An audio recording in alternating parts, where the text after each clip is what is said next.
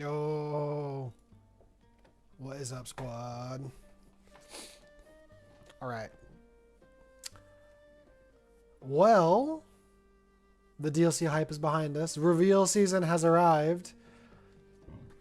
Many reveals have occurred. We'll go over some today. I'm sure many people have seen them already. I think a lot of them are pretty cool, I will say. We will do a little bit more set 13 cooking. I'm kind of looking at the Sonic Boom list that I've tried to put together. So far, the reveal's done. Don't change it too much. I think there's a very valid question of like, do I replace Mrs. Incredible with the new Dark Wings? Do I maybe like make space for the new Dark Wings? No. Kind of gives more relevance to this 2-drop, actually, now that I think about it. Do I just drop the, what else can I do? I don't know. Curious. Maybe I drop the Moanas as much as I don't want to. For the well, I feel like Angel's still pretty important.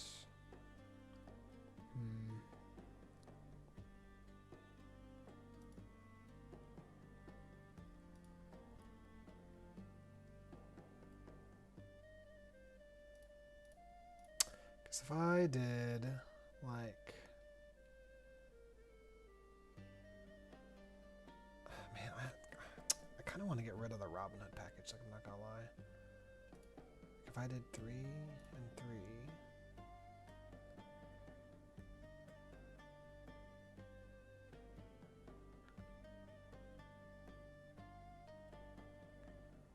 I almost wonder if it makes more sense to like pitch Merida or something.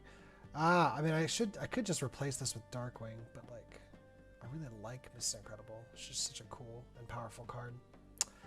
I don't know. I'm indecisive. You don't know what to do.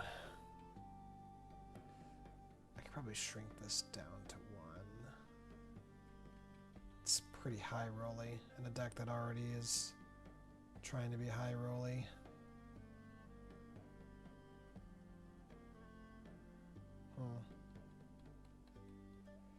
Because like, if I completely got rid of, what else can I do? I could maybe do like 3 arrows, 3 Darkwings. I mean, I just hate these 1 jumps. They feel so bad. Yo, what up, chaps? Good to see you. Hello, YouTube. Hey, what's up, Dylan? I'd like to know your thoughts and opinions on set 13, if that's okay. Yeah. We're gonna go over some. We're gonna go over a lot of the leaks. Not leaks, reveals. They are reveals. I'm kind of just looking at the Sonic Boom list real fast. So Terra, what are your thoughts with Kristoff or Bell for possible ramp? Nowhere close to Tipper Azurite, but can give nice options. Randall is an interesting Cinderella variant. Yes, Randall I think is a legitimately very good card. I think Randall will be played a lot. I think Randall is very good. It doesn't solve our main problem, in that like a lot of, again, I think a lot of people are still asking, is turn 2 ramp even worth it? Are we wasting time even like reflecting on the past? I do. And then if that's the question, is Cinderella still worth it? Or do we just kind of go for more, kind of more standard typical tempo lines and just ramp on like 4, right? And kind of get to our 6 and 7 costs. I think that's very relevant. You know, the tricky part about builds like that is that, you know, when you're forced to put in more 2 and 3 costs, you end up limiting the amount of stronger characters on the back end. And that's kind of like the thought process, right? Now, Detectives kind of works a little bit against that, but Detectives also has a million shift lines, right? So, 1 second. Let me finish edit this. I don't know what to take or reduce. I don't know.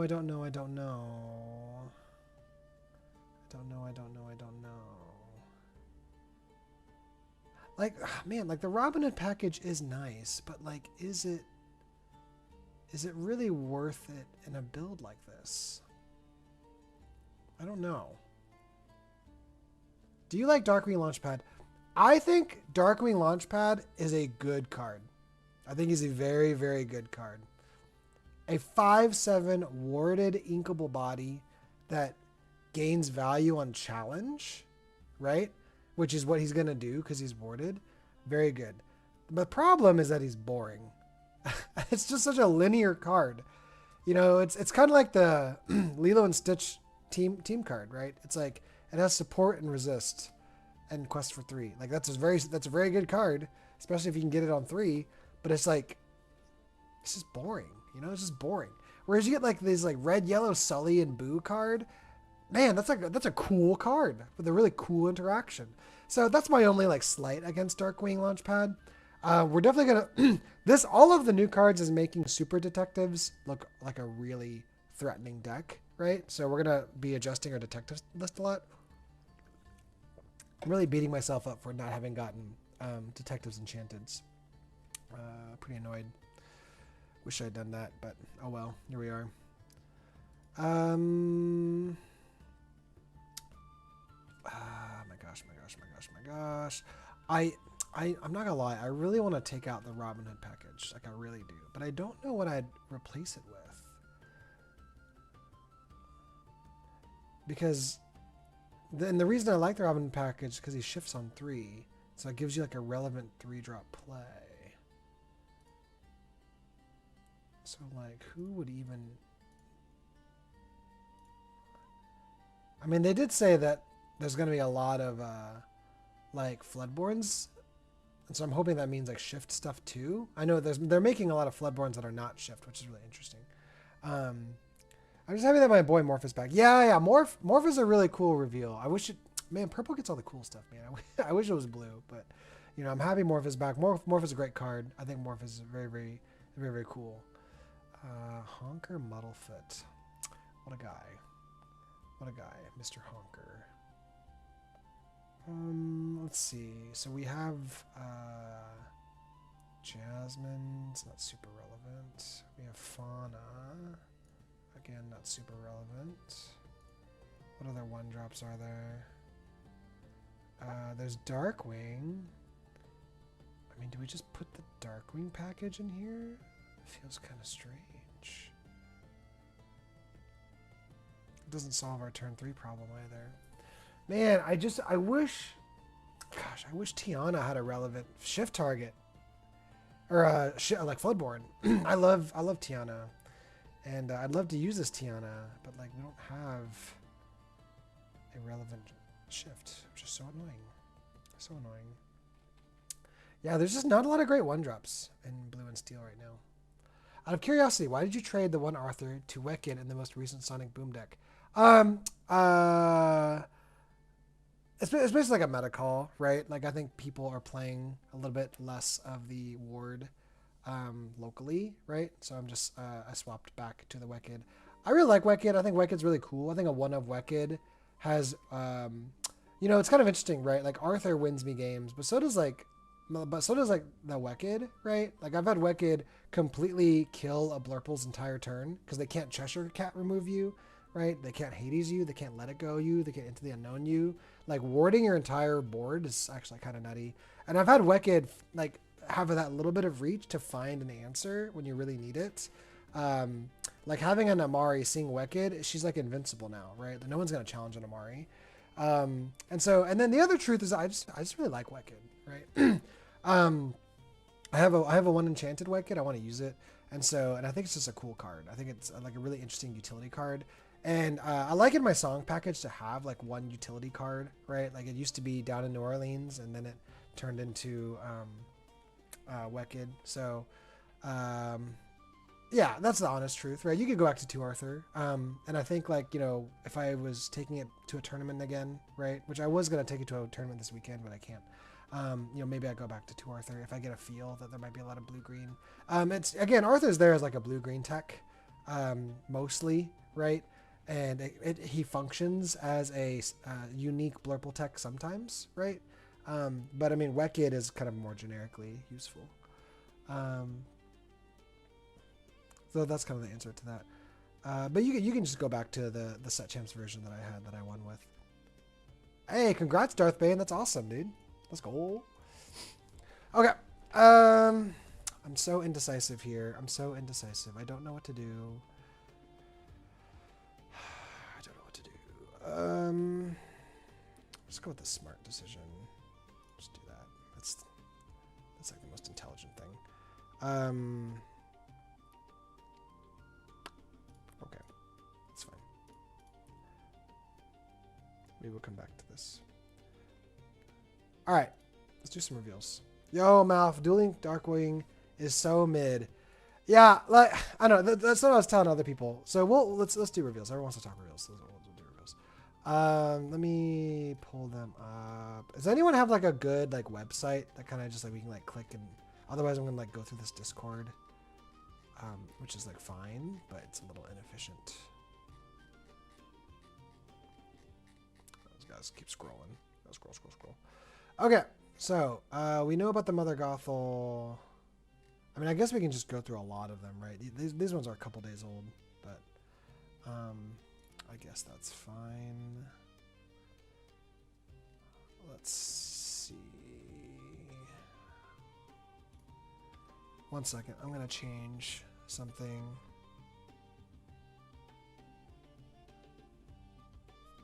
Am I able to add a source for display, capture, game capture? No.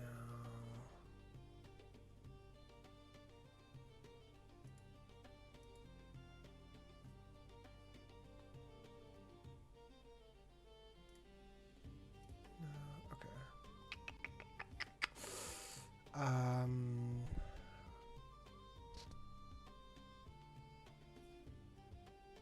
Like, am I able to? Sorry, I'm trying to like, because the reveals I have are on Discord, and I'm trying to like maintain appropriate privacy. Right. So I'm trying to think of the best way to do this. We probably have to window this, which I guess is fine.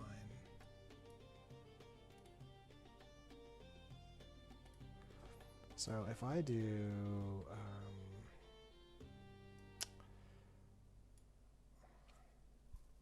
let me see, if I duplicate this, reveals, call it that, all right? And then if I do this and do, whoa, that is not what I wanted to do. This, okay. Then move this over here.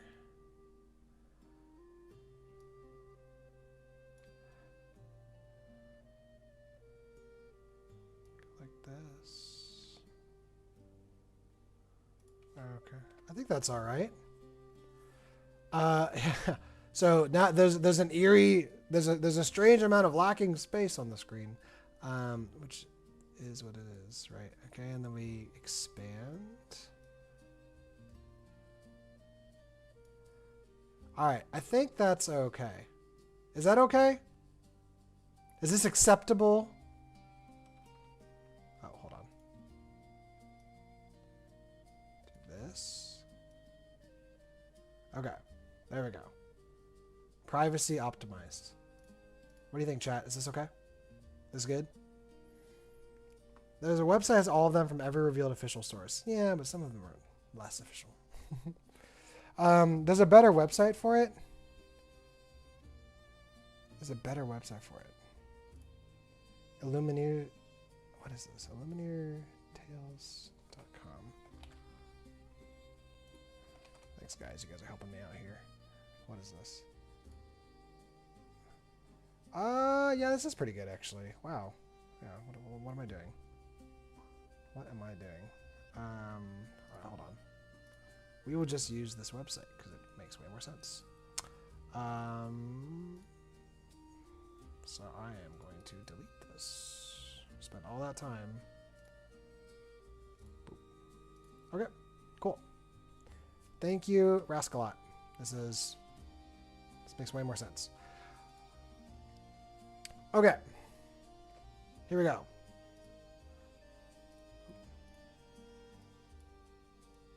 My gosh, what is happening here? Sorry, 1 second.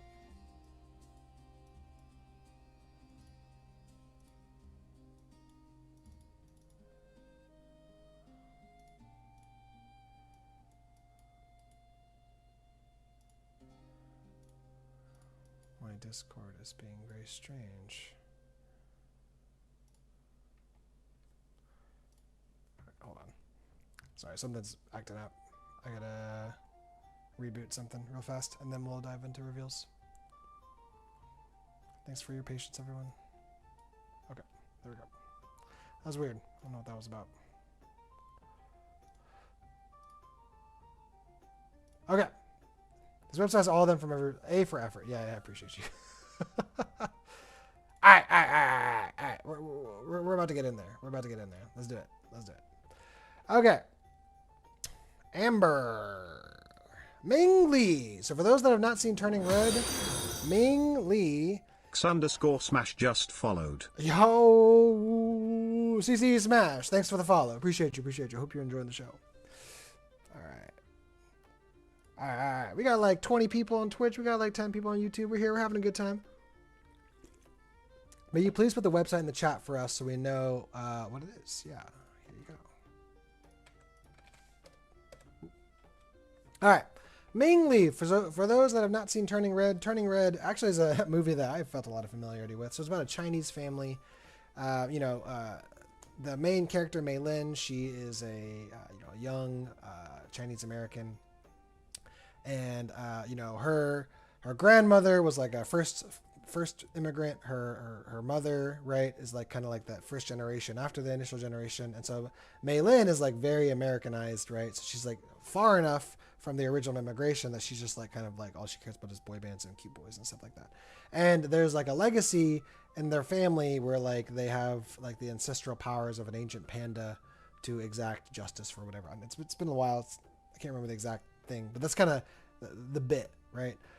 So Ming Lee is the main character's mother, right? So she has a lot of like she puts a lot of pressure on Mei Lin, and she gets a lot of pressure from her mom. So it's like this generational stress, right? This kind of always never feeling like you're enough, always struggling with trying to get approval from your mother, and so you exact that on your daughter, and then that's kind of like the cycle continues, right? And so sorry, Rascalot, I need to change my Nightbot rules. I'm sorry if it timed you out. I know you did nothing wrong. Thank you for sharing the website. It'll you'll be able to type again soon. Let's see. So for so that's kind of like Turning Red. Turning Red is actually it's okay. It's a Pixar movie. I enjoyed watching it. I don't really get a lot of desire to like rewatch it, So, but it's like a fun movie. It's a good time. Turning Red. It's got a great pop song, right? The boy band is really funny. So we got Ming Lee here. She's Amber, a 3-drop. And a lot of the Amber and Ruby characters this go around seem to like have a lot of like singer stuff, right? Especially the Turning Red characters. If you have a character named Mei Lin, right? It's the main character, a teenage girl. You pay 1 ink less to play this character. If you played a song this turn, you pay 1 ink less to play this character. So there's a real chance that you could play her on like turn 2, I think. Here we have Four Town, right? So they are the like hot boy band that the girls are obsessed with in Turning Red. Hottest band of the year. So it's kind of a funny bit. So 5/5 forecast. That's actually pretty well statted. Singer 5. It's also crazy statted. Whenever this character sings a song with Sing Together, draw a card. So it's kind of cool. And I think that's kind of on brand too, right? They're a boy band. They always want to sing together. That's kind of funny. Mike Wazowski. So Amber finally getting some uninkable cards. Love to see it. When you play this character, and whenever he quests, each player reveals the top card of their deck. If it's a character card, they may put it in their hand. Otherwise, put it on the bottom of the deck. This is a crazy card. It's actually pretty nutty. That to me seems like a pretty powerful aggro card. And so, yeah, it can maybe bite you in the butt a little bit, right? But you can just as easily send your opponent's actions to the discard, or it's to the bottom of the deck. So, you know, it's kind of like Daisy Duck version 2. Doesn't seem near as oppressive, however, which is nice, right? You know, like it's not turn 1, he's not questing for 2. He doesn't have a single attack, right? So you can actually whittle him down with weenies. Mike, this seems like a fine card.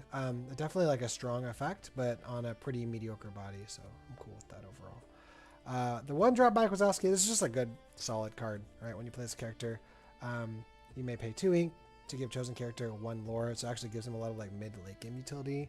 Pretty powerful aggro card, I think. Sully, 5-drop bodyguard, 4/4. When you play this character, you may return a character card or discard to your hand. It's almost unfortunate he has the second ability, because making him uninkable makes him really hurt. But it's a good card. I wish it was better statted, though. Ursula. So, you know, they talked about on the Lorecast today about how a lot of the... there's going to be a lot more Floodborns that are not, like, shift, right? That are just generically Floodborn because that's where their blood is, right? Then the Vine is, like, either, like, the source of Floodborn or, like... what, you know, it has been created from the Flood Inks or whatever it is. You know, I don't know the lore that well. So that's kind of interesting that these Vinelings are kind of like mimics made by the Vine to guard itself, right? So this is Ursula, 4-drop. Terrible stats, right? 3/2. So it kind of dies to a sneeze. Whenever one of your Floodborn characters quest, chosen opposing character gets -1 to the start of the next turn. So, sure. It doesn't seem that good to me, but... Woody and Buzz. So keep in mind that like some of the Duel Links are legendary and some are super rare, right? And I think what I heard is that not every Duel Ink color combo will get their legendary this set. That in fact, in later sets, so, you know, they're kind of like going to trickle out the Duel Link legendaries across the next couple sets. So, yeah, so we'll see how that feels, I guess. When you play this character, so this is a team, right? So Wood and Buzz Lightyear, they are a team, and so this is team shift, right?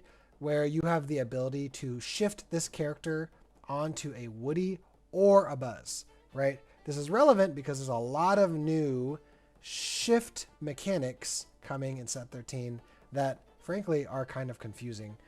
They do an okay job of explaining them on the cards, and so we'll do what we can. I'm really scared for Blue Steel next set. Blue Steel is looking, so far, mediocre, right? We will do what we can.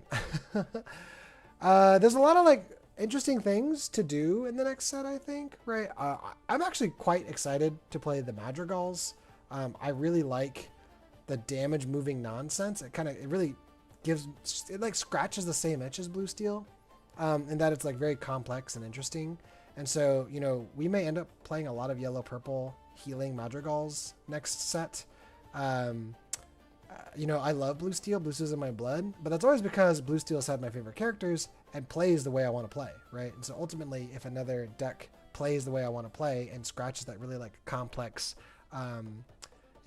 complex decision-making itch, but that also doesn't feel stupid and brain dead, then that's when I'll end up playing that and having fun. This is what I've cooked up before reveals. Nice, I'll pull it up here in just a sec.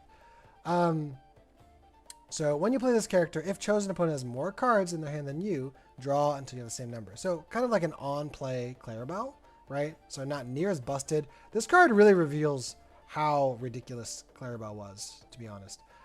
Whenever this character quests, you may play a card with cost 2 or less for free. So just a pretty like powerful card, right? Now he has 4/4, right? So he just kind of dies to a bolt. So I think it's interesting that they're trying to balance all of these cards by making them actually pretty easy to kill, right? 4/4, by giving them more lore, right? So they're kind of burning a lot of like the card's stats on their like lore so that they can like make them more vulnerable. I kind of appreciate that. That's nice design. You know, if you're gonna make something strong, yo, what up, Smitty? I can't wait for Madrigals and RG locations. Yeah, red-green locations is looking more and more interesting.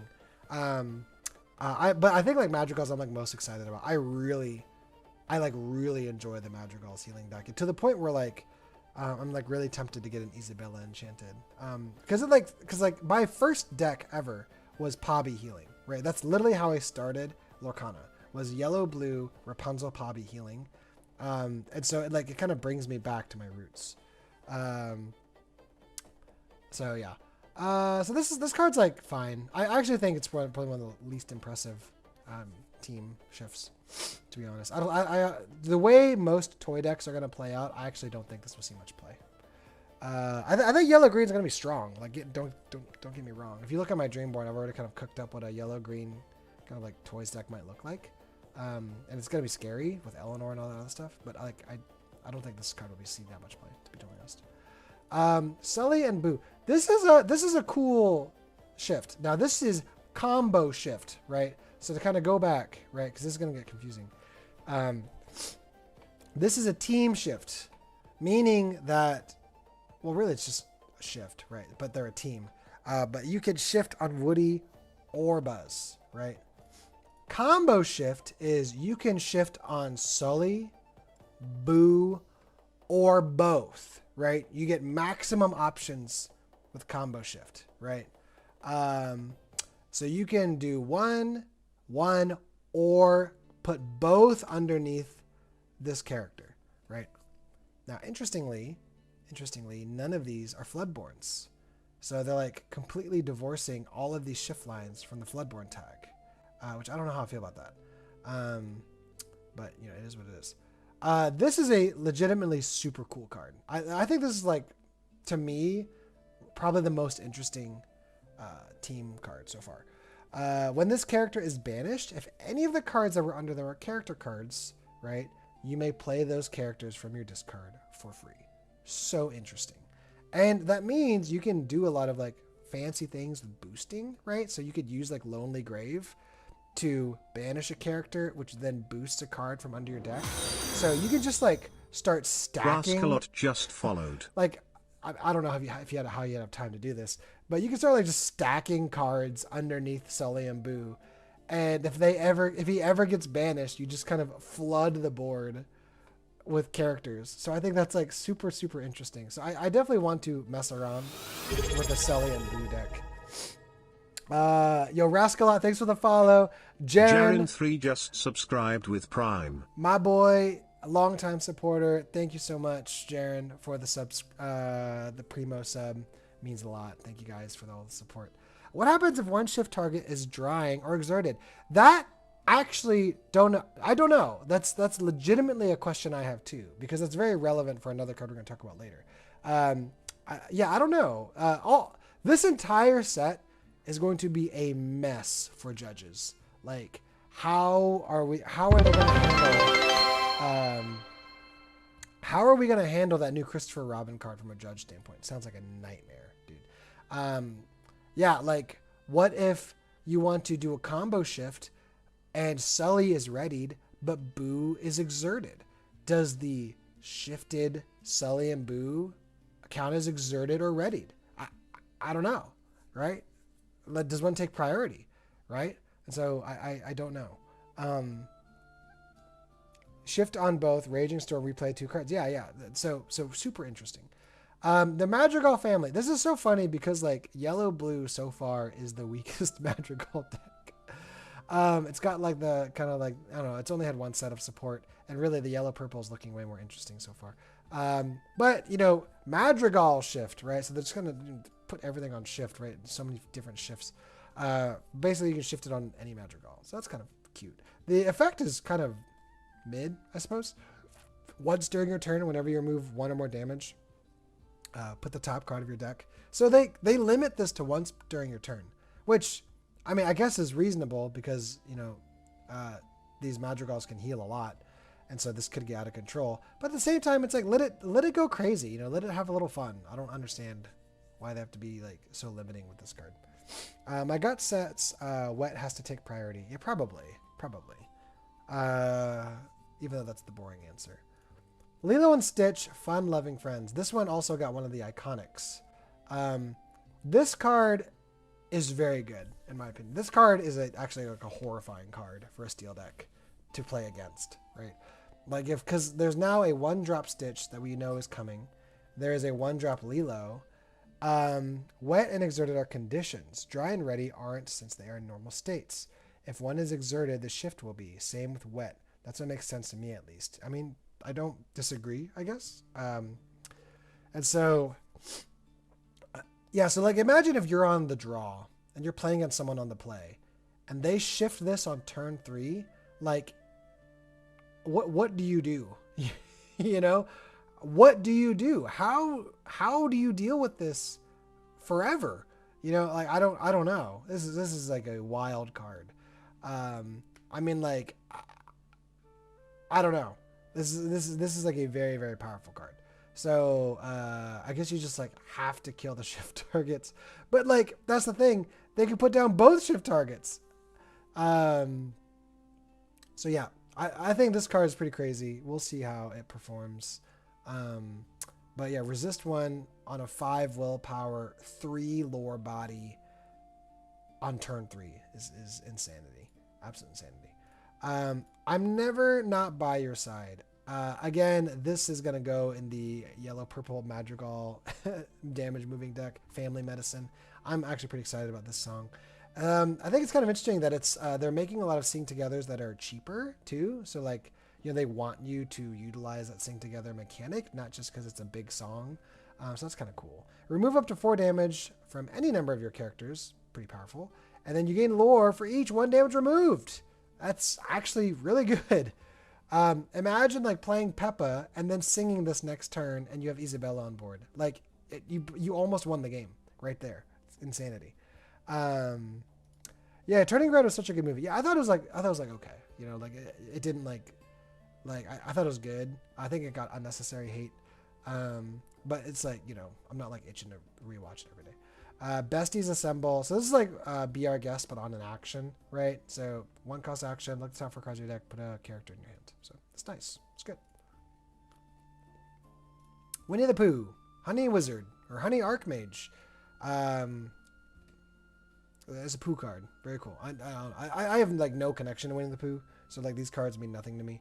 But you know, I'm glad for D&D nerds and Pooh nerds that they're getting stuff that they can think is pretty cool. I will say the D&D kind of like high fantasy references here are really interesting. But again, like I don't really do a lot of tabletop roleplay, so it doesn't connect with me as much. They've really knocked out the park with these sets lately. Yeah, I think sets 10, 11, and 12 have been absolute bangers, right? It really makes like 7, 8, and 9 look like dog poo-poo. Like those are truly like the dark ages of sets. Like the art was mediocre, the set design was mediocre. They clearly had a bunch of like half-baked ideas. And then sets like 10, 11, 12, they had like a much clearer vision and interesting ideas. And so we've kind of continued on. We have 2 more honey characters in play. This character gets +2 lore. Very cool. Mei Lin Lee, right? Superficially obedient. When you shift a character on top of her, this character gains evasive when starting next turn. It's kind of interesting, I suppose. It's going to be relevant when we look at the shift targets. Do you think there's going to be a 2-drop ramp option for Sapphire in the new set? Right now, it's looking like no. I'd be pretty surprised. Maybe in like set 14. But right now, it's looking like no. But we'll see. I mean, we have 1 jump ahead, right? We have a single turn 2 ramp option. When you shift a character on top of this character, chosen position exerted, character can't ready to start the next turn. Okay. Pete. Your Floodborne characters gain Challenger 1. It's actually pretty good, not gonna lie. Especially because it applies to him as well. Aladdin and Genie, right? So we get another team shift. So I can shift on Aladdin or Genie. I actually think this is one of the weaker ones. It's like a good card, but I do think it's definitely one of the worst team shifts.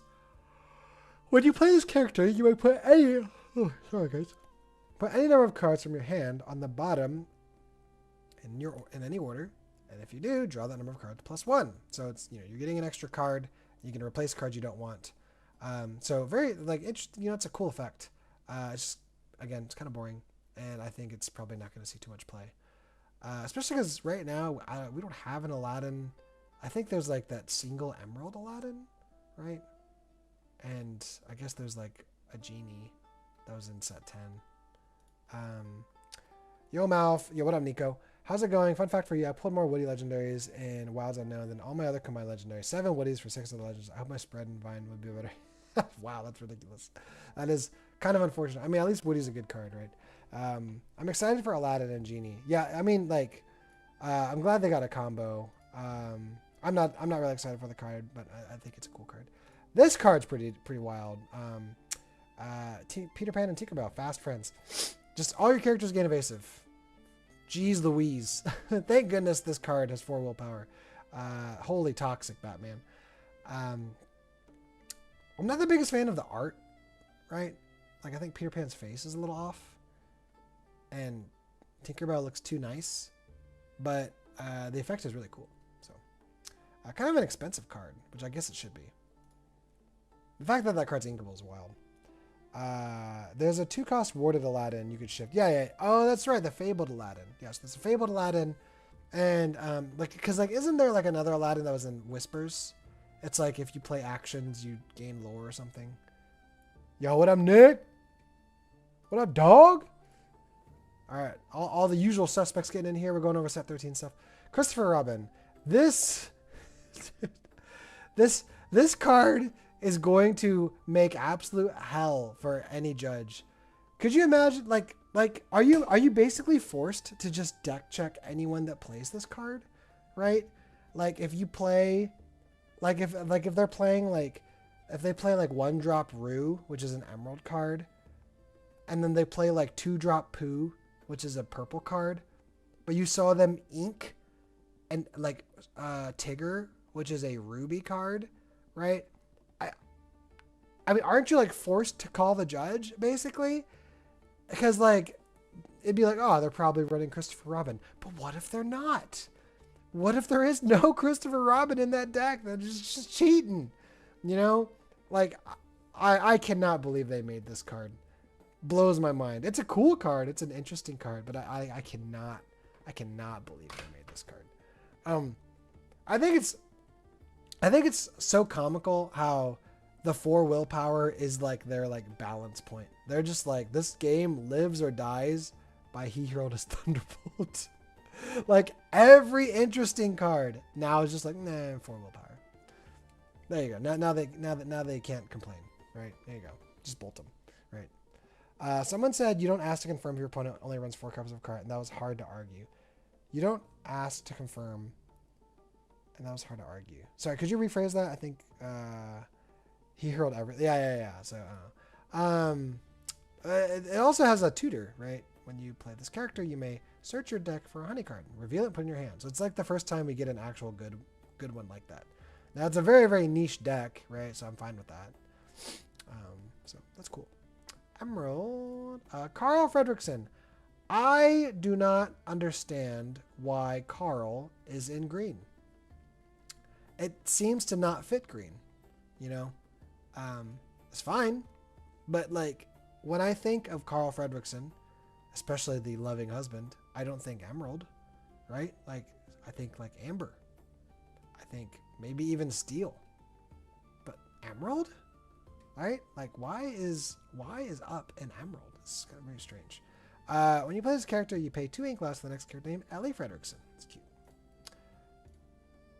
Whenever you play a location, gain 1 lore. So basically, if you play him first, you can immediately get his wife. That's cute. That's cute. I don't even think it's that good, but it's cute. Carl Fredrickson and Russell. As a local judge, I look forward to having to deck check the Christian Robin, but if I see my opponent run 3 colors, I'll assume they have it. Yeah, I mean, probably, right? Probably. But I could see, I mean, if this DLC taught us anything, people will go to any depths to cheat. And so maybe people are just running a few honey cards to fool you, right? And then they're just running whatever they want. Same logic where you have to trust your opponent is running the Christopher Robin. If your opponent draws 4 tramp, you don't call judge, confirm they only run 4. Oh, I see what you're saying. I mean, maybe, you know. I don't see why you'd run honey characters otherwise, but we'll see. You know, we'll see. But what if they don't?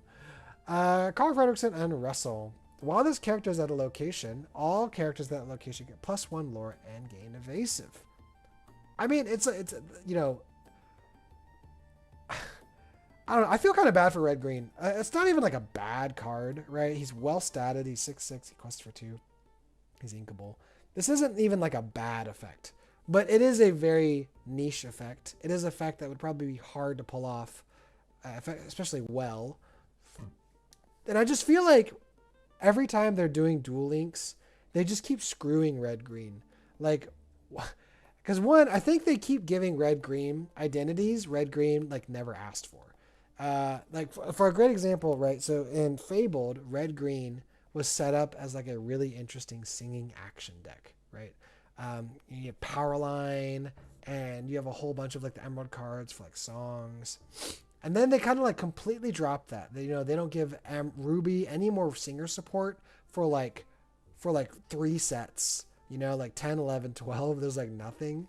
And then they just like Emerald Green just kind of dies, like they never follow up on it. Now people made something out of it, right? With Leviathan and Hercules and all that fun stuff. And then before that in set 7, they're like, oh, actually, sorry. Red green is the damage ping deck, right? So like with Queen and like all the Alice in Wonderland cards, which they like completely go nowhere with again, right? And they give like the worst support. So I just feel like I'd hurl her. Yeah, that's funny. I just feel like they're so mean to red green. They just like keep confusing red green. Now I think like, again, this is like interesting, but red green doesn't even have like the most, like the best or even most interesting locations. So I don't know. We'll see. I'm sure people will make some cool cooks with this. Russell. That's actually a pretty decent card. Your character's locations get +1 strength. It's cool. Whenever one of your characters with 4 strength or more quests gain 1 lore. That's actually like a pretty crazy ability, right? So I think that's pretty cool. Dude, Russell cracks me up, man. Look at him. He's a pudgy little Asian guy. I love it. Rue, Honey Rogue. All I see is Tinkerbell food. But while you have another honey character in play, this character gains evasive. This ward evasive character, man. Freaking Rue cracks me up. I mean, it's fine. I mean, they might ban honey cards from CCQs. Yeah, just stall tactic, right? Tinkerbell loves Rue. That's what I'm talking about, dude. That's Tinkerbell food right there. Mother Gothel. During your turn, when you discard this card, you may play this card from your discard. Okay, that's cute. So you can like do Rapunzel turn 1, discard Mother Gothel, gain a lore, gain evasive. I mean, it's good synergy. Once during your turn, you may discard a card to give this character +1 strength and evasive, right? So basically, she's just a discard mechanic for all the other discard actions, or all the other discard things we're trying to do with Tangled. Now, again, like, I don't know why Rapunzel is in Emerald. It seems very not Rapunzel, but it is what it is. This card might be one of the strongest cards in the set. This is an absolutely absurd card. There is a 1-drop Sapphire Mini, which came out just last set, right? Wait, no. Yeah. Set 12. And then there is a 2-drop Sapphire Mickey, which came out in Winter Spell, right? Bob Cratchit. And there is a 3-drop Mickey Detective. So there's actually a lot of ways to get this. And then there's the 4-drop like Emerald Mini, right? I'm not sure if I'm missing a mini. I'm sure I am. This is a horrifying card because you can get this card out on turn 2. Like if you play 1-drop Mini, play 2-drop Mickey, you can shift immediately if you wanted to, right? And then you just win the game, right? How do you answer that on turn 3? Right? Crazy. You're questing for 5. And then if you banish this card, you ramp them. Dude, this is the craziest card. Now, the other thing about this card, so we talked about team shifting, combo shifting. This is duo shifting, right? So duo shifting, so team shifting, you could shift on let's pretend with Mickey and Minnie. You could shift on Mickey or Minnie. Combo shifting, you could shift on Mickey, Minnie, or both, right? You can put both under. Duo shifting it is required to put both Mickey and Minnie under the card, right? So you have to do both. You can't do one or the other. You must have both characters. Yes, that is correct. So that's duo shifting. So there's a lot of new shiftings. This is a horrifying card. This is like one of the scary cards I've ever seen. And so, yeah, maybe this requires like fire the cannons or like, I don't know, right? Yeah, very, very scary. Don't like this card. I hope no one plays this nonsense because I don't look forward to teching against it. I really would rather not. I love this card. This is probably one of the best arts. Emerald Steel, legendary. Whenever this character quests, you may draw a card, then choose and discard a card. Okay, so it's kind of like Namari Light. During your turn, whenever you discard a character card, you may play that character from your discard if you pay all the costs. That is an extremely cool ability. So cool. Which means if you have like Angel on board, you could discard whatever, right? Let's say you discard Tinkerbell, pop 2 damage, pay 6 ink, play the Tinkerbell you just discarded. Like crazy, crazy value. So cool. More Thunderbolt fodder. Yeah, exactly, dude. It's like, it's so awkward. Now, that's the other thing that scares me about this card. Dude, that ain't 4. That ain't 4. Why? The one card I actually would want 4 willpower. Dude, that's scary. It's a scary card. This is how they keep children in check. They tell kids about this card. And they just hide. They just hide under their covers. They're like, no, Daddy, don't tell me about the Mickey and Minnie card again. Don't do it. It's like, quest for 5. No. When that one banishes as the one card, no, all 3. All 3. Put them into your inkwell. Them. Nutty, right? Yeah, so even if you like are able to punish them immediately, which you like have to answer this card very fast, right? Because they're questing for 5. They're gonna close the game in like 4 turns, wait till they reprint Along Came Zeus. Gosh, I wish. So yeah, imagine support on Mulan. Yeah, that'd be sick. Playing it for 7 ink ain't bad. Yeah, like even if you just played this for 7 ink, it's questing for 5. It's like what, bananas. So yeah, I really like this card. I love the art. They killed the art on this one, and it's just a cool card. So, Paradise Falls. While you have a character who is location gets +3 lore. That's kind of nutty too. I'm not gonna lie. That's they really are kind of just like letting some cards be crazy powerful, which is cool. So. Ruby Carl Fredrickson. On the move. Whenever you play, so this is super rare. Whenever you play a location, you may move this character up to one of your other characters in the location for free.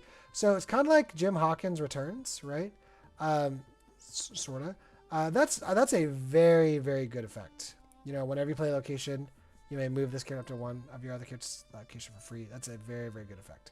And whenever this character quests while at a location, draw cards equal to that location. So like this with like Paradise Falls, immediately is one of the scariest combos, right? Now his stats are kind of weak, right? He's a 3/3. But yeah, very cool card, especially when combined with something like Paradise Falls. Yep. So, Gaston, your Floodborn characters get +1 strength. That's actually like really good. This Randall's insanity. Evasive 3/1. While all your cards in your ink are exerted, this gets +2 lore. This is a nuts card. This is an insane. I cannot believe they would make this card. Evasive, and as long as you're just maxing out your curve, right, which is not that hard, right? Like if you play a 3-drop on 3, he's questing for 2. Wild.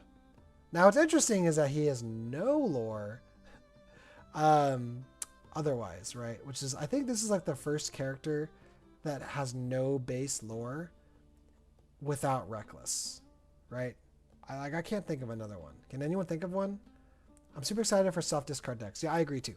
Will you switch from Blue Steel to Emerald Steel? I definitely want to make Emerald Steel. I really like the Merida cards. I think Emerald Steel's got, like, developing a cool identity. Like again, like I can play like anything, right? Like I know how to like, we cook a lot of different decks. I mostly play Blue Steel. It's my brand, and I love Blue Steel, right?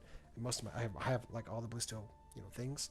But I mean, like I'm not above like playing something else, right? And so Emerald Steel is looking interesting. We'll see. As I said, it has to like fit what's fun for me, right? And discard shenanigans is definitely fun for me. All I see is more Tinker fodder. Yeah, exactly. There's more Tink food. Okay. So, yeah. Can anyone think of another card that does not have lore, but also does not have reckless? I think this might be the first. So that's kind of interesting. See that? No lore.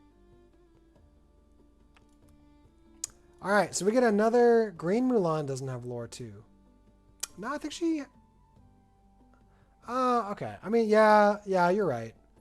Even though she technically starts with 1 lore, because she has 1 strength. But yeah, you're right. There is no lore listed there. Well played, well played. So Maylin Lee, right? So this is, again, the main character. It's the teenage girl. So this is a Ruby legendary. Honestly, kind of a mediocre legendary, I'm not gonna lie. But that's kind of on brand for Ruby. So temporary shift. I think this is... I don't know. It's kind of a stupid mechanic. I'm not going to lie. Even if it ends up being fun, it's kind of a stupid mechanic. So a temporary shift is that at the end of the turn, you remove all damage, and this specific character card comes back to your hand. But the shift target that you shifted on stays on the field, right? And then, for her, the effect once during a turn, whenever this character sings a song, you gain 3 lore, right? So basically, singing is the same as questing with this character. That's interesting. It seems kind of like a sort of a hefty price for kind of being like tempo negative. I mean, it's not truly tempo negative, but kind of. So I don't know. We'll see. I'm not passing any final judgment on this card. I could see it still being good. Yeah. Yeah, Ruby and Steel are having identity crises for sure. Tigger, the Honey Barbarian. Reckless, 5/4. So a 4-cost 5/4 is kind of crazy. Once during your turn, whenever this character challenges another character, you may ready a chosen honey character, which includes itself, right? And so he could basically bop things twice. So this is honestly an incredible card. This is probably one of the best 4-drops in the game right now. Especially if you want to just hold off aggro and stuff. So very, very strong. Boo. Rush. This card's hilarious. I love this card. Big fan of what they did with this card. Rush. Whenever this character challenges another character with 3 strength, just banish it, dude. This card is just going to lead to so much rage. This is the new Medusa, but it's sillier, right? Imagine having just sung with Ariel, who is 3/8. And so Ariel's exerted, and then they just play Boo, and just Ariel dies. Dude, I'd lose my mind. So funny though. Boo, your opponent died. Sully, protective monster. When you play this character, you may exert all cards on your inkwell, and then if all your cards are exerted in your inkwell, he gains rush. So I think that's kind of cool, right? They're kind of a lot of the monsters cards are playing with gaining value if all your inkwell is exerted. I really like that. I think that's very interesting. I want to see more stuff like that.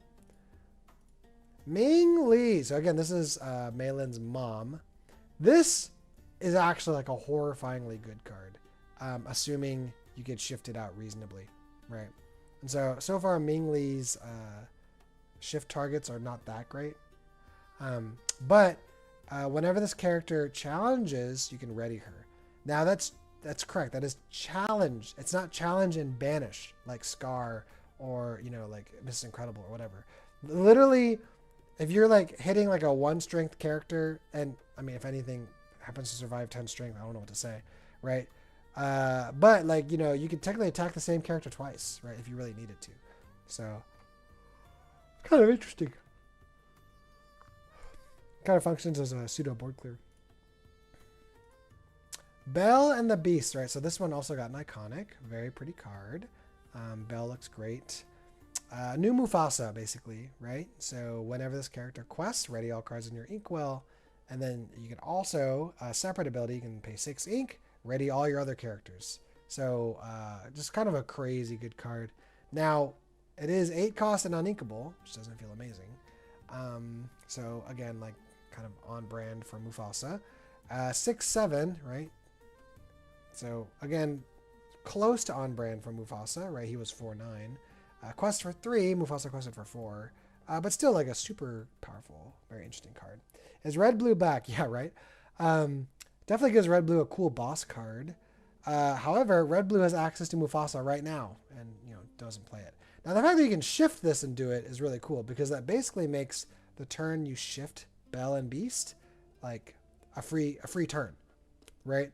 Because you can shift Belle, quest immediately, ready all your ink, and then just play something else, right? And so that's pretty powerful. Right, yeah, there's the new 2-drop Belle that reduces shift cost on her by 1. So you could do like 2-drop Belle, play Mickey, and then just shift this next turn, which is horrifying. Scream Canister. Exert, pay 2 ink, exert all cards in your inkwell. Exert chosen opposing character with 2 strength or less. So, I mean, it's okay. I'm sure Brian will find a way to break it. Bunch of balloons. When you play this item, choose a location of yours. While this item is in play, that location gains evasive. Pay 3 ink, return this item to your hand. This is honestly a super cool ability. Super cool card. This is a very, very strong card, I think. And really like makes location decks a lot scarier. So I think this is cool. This is the kind of stuff locations really needed. So I think that's neat. Sapphire. Sapphire has not gotten much revealed yet. They've kind of really focused on like Amber and Ruby today to show off the new stuff. Randall Boggs. I actually did not know that was his last name. Scary Smart. Dreamborn Villain Monster. When you play this character, so he's kind of like a pseudo Pleakley replacement.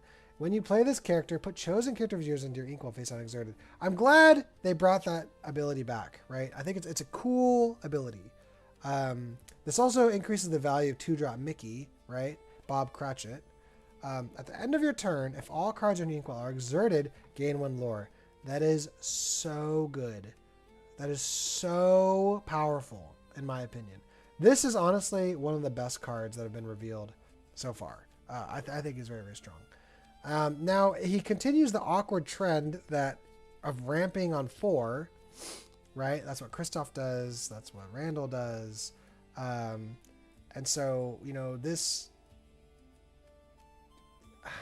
So, which means you can play like a 5 or 6 drop very smoothly, right? And so he kind of does what Cindy does, right? He sets you up for a 6 drop. Well, unless you unless you ink Mickey, right? It kind of depends if you ink like a boosted character or something. But at bare minimum, a 6 drop. So I don't know. It kind of there's gonna be a big deck building crisis on. How do we approach our first few turns, right? Do we really invest in like good, strong characters to hold the line? Do we still try to cheat out turn 2 ramp every now and then? I think there's going to be a lot of... so we'll see what more cards look like, but I think right now I'm not quite, there's a lot of different ways to kind of approach how the first few turns will look like. Good thing is you can ramp more than one technically because you ramped a shifted character. Yeah, exactly, right. Or you can like ramp the 2-drop Mickey, right? Because every time he quests, you put 1 card boosted under him. Boo, human child. 5 or more cards are equal. This character gets plus 2 lores. That's kind of cute. All right, so this is Blue Steel's Dual Shift. This is for this set. This is super rare, right? So it's not a legendary.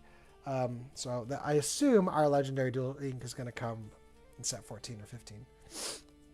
Probably 15. Shift 5, right? Darkwing Duck and Launchpad, St. Canard's finest. So Shift 5 is a 5/7 body, 2 lore with ward.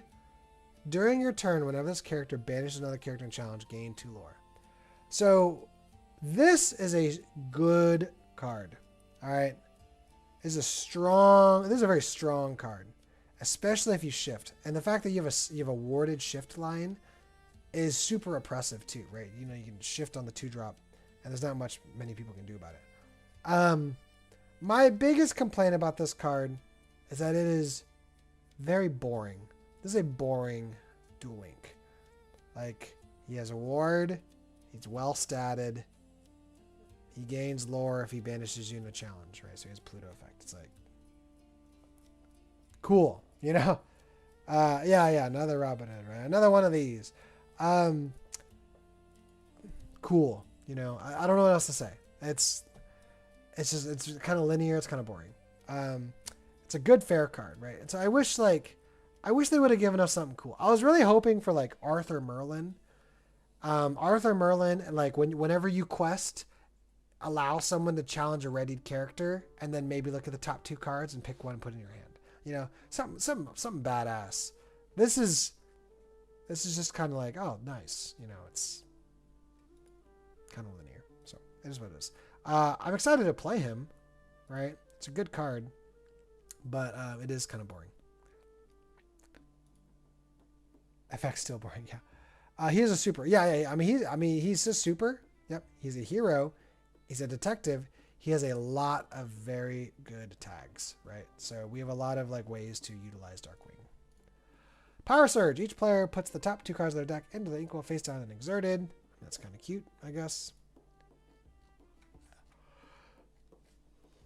There were a few other Sapphire cards revealed that are not on this website, right? Let me pull them up.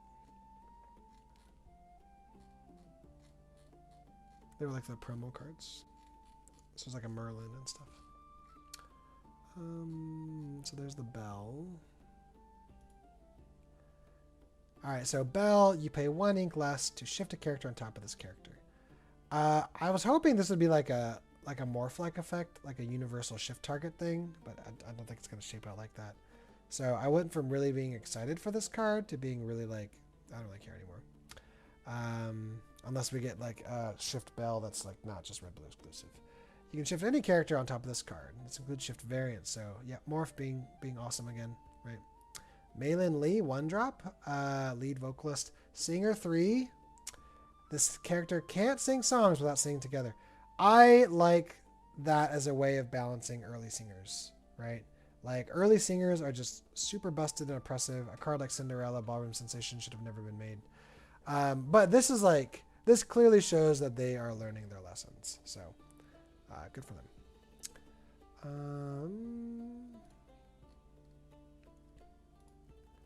Oh, here's the Iconics. So this is the Iconics for the set, right? It is Beauty and Beast, or Belle and Beast, and Lilo and Stitch. Scroll down to promos at the bottom of the page. What? Oh. Really?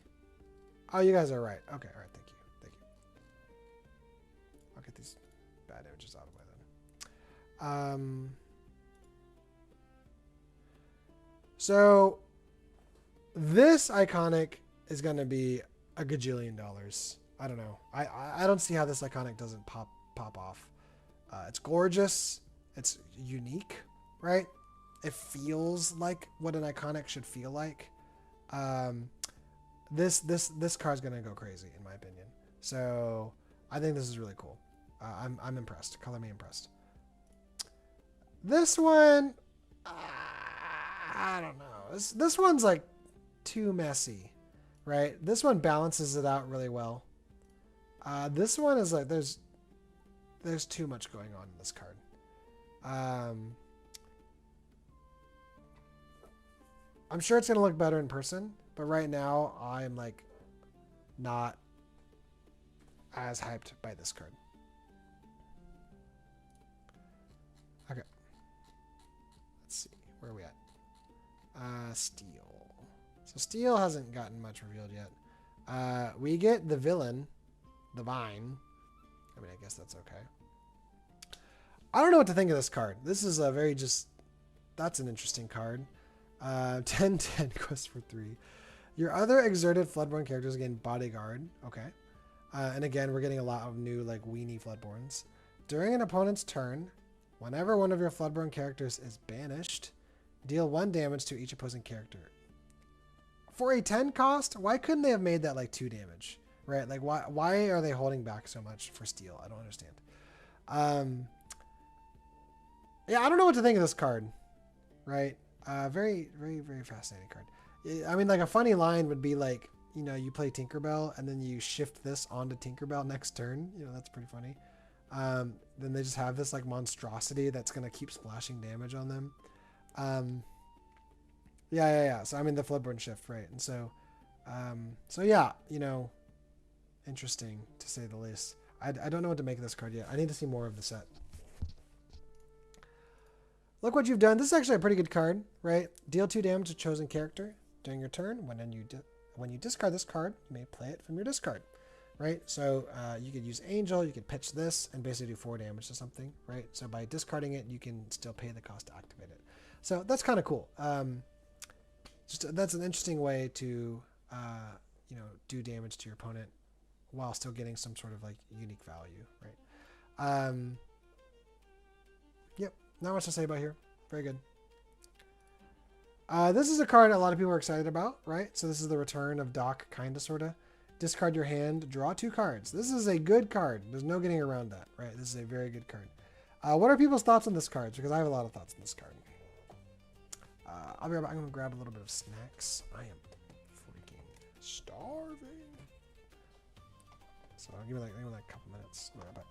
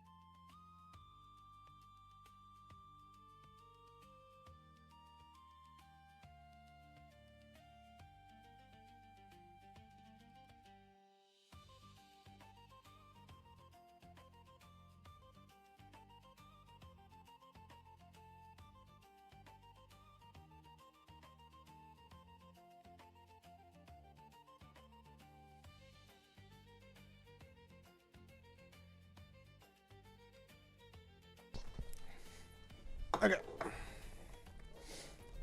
Let's see. Thoughts on this card. If you guys hear me munching, sorry. I'm starving. I'm just going to have to say deal with it. Let's see. For Purple Steel with Book or Amber Steel and Vomit, you hand on the board. Yeah. So it's 1 cost compared to Doc's 2 cost. Doc can be played for at least a body. Yep. Can quest, sing, etc. Agreed. So Doc contributes to like Strength of Raging Fire. He can quest. Sometimes it's relevant, but he can challenge, etc. So having a body. Doc is a May, right? I will miss Doc because it represents a body for strength, etc. Yeah. Now I think the big thing that people are not realizing with this card is that by being an action, yes, it's 1 cost cheaper. This card is way more vulnerable to being denied, right? What if they played Lenny? Lenny allows you on play, the 3 cost toy, to discard a action card from your hand, right? They could play Mowgli and discard this card. They could play Timon and discard this card.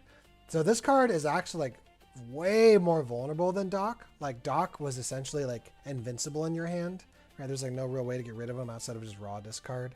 But there's a lot of ways to get rid of this card.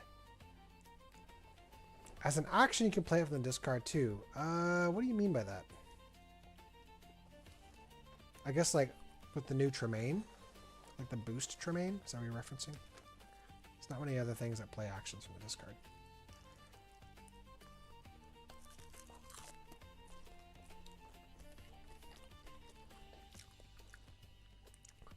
Doc was too broken, especially because you could chain Docs. I mean, yeah, I agree that Doc was very strong.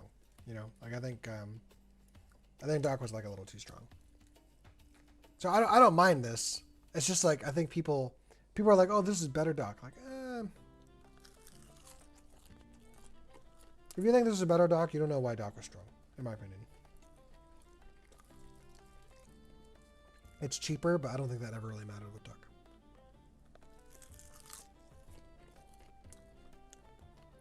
Is it objectively worse than Doc? Yeah, I agree.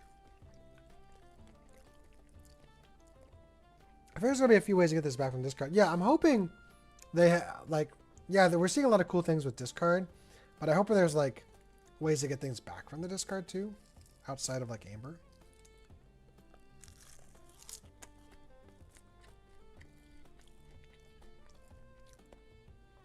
I don't like either. I like Goliath and Beyond.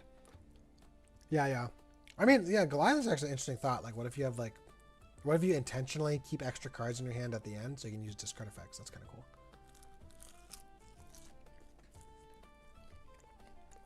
So, yeah. Good card. But not as busted as Doc. Yeah, that is a fixed Doc. I agree. This is like what Doc should have been. I agree. They realized their mistake. So, good on you.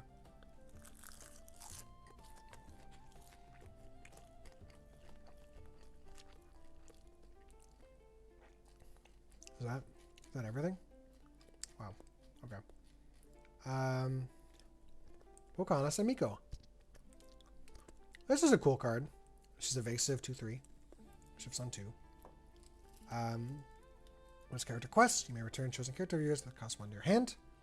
If you do, you may play a character that costs 1 for free. It's a pretty good effect. Yeah, this is like my favorite art so far.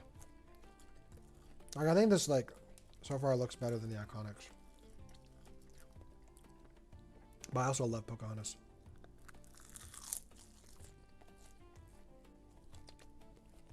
Research Pluto. Oh, that's kind of a cool thought.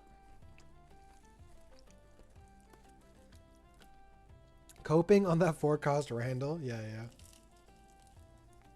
I mean, he's a great card. It's just kind of like, how do you fit him in a curve?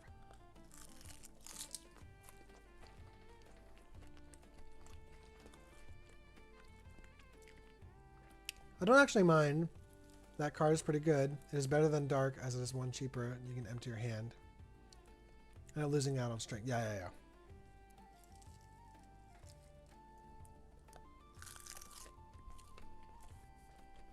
Color Scream is great. Yeah, everything about this card is great. It's a gorgeous card.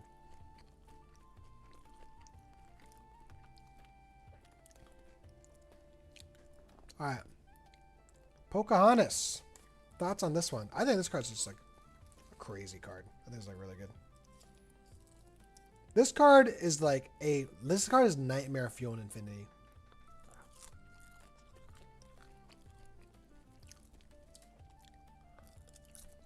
Like, I think going into rotation, this card will just be like, okay.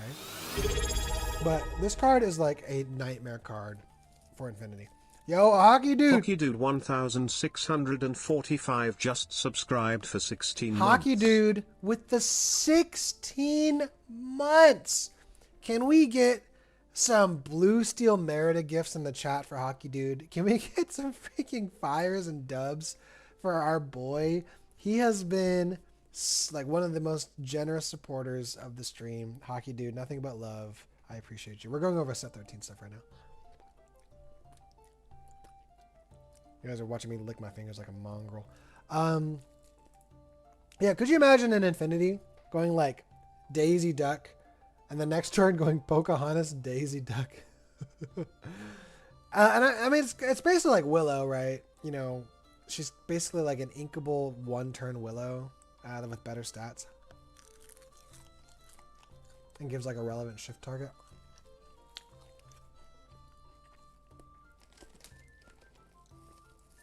Very cool card. Okay. Vixie. This is like a wild card. It's actually really good. When you play this character, if you have a character with evasive in play, you may return chosen character item location. This is like an absolute crazy card.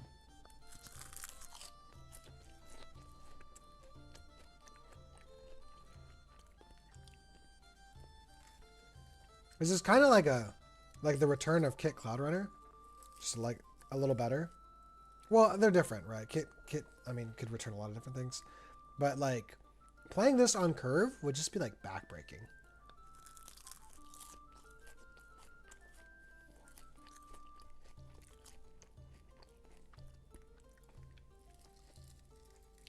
Yeah, yeah. I agree, Nico. Kit wasn't conditional. Yeah, you're right, you're right. Well, I mean, Kit was conditional. It had to be 2 strength or less.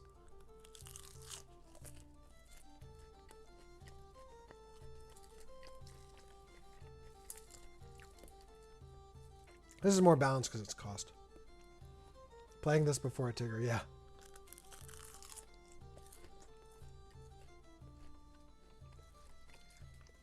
Oh, sure, sure. Like to even activate the ability. Yeah. Whereas like Kit, you always got to do it. It's true.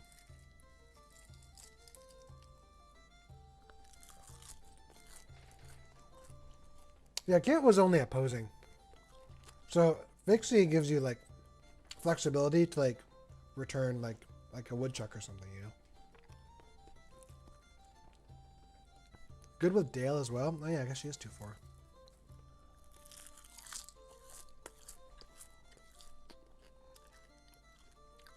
My friend's getting one drop. It's cute.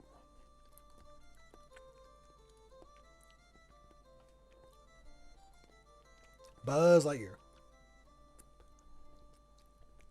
4-cost uninkable, providing cover.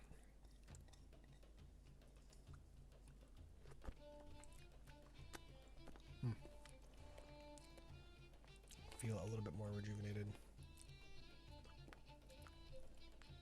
I was dying there.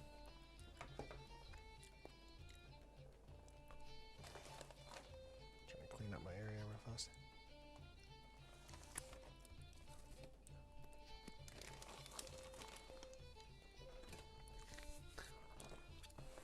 Alright, when you play this character, choose one of the following. If you have another toy character in play, you choose both. You return an action, cost 2 or less from the discard of your hand.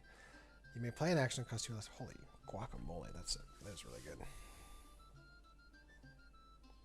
Actually, did not know what that did. Why does Emerald get all the cool stuff?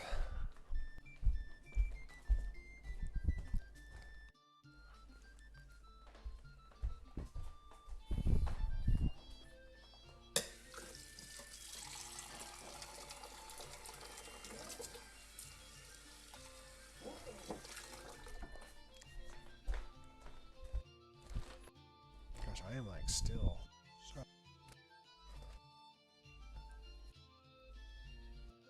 but what do I eat?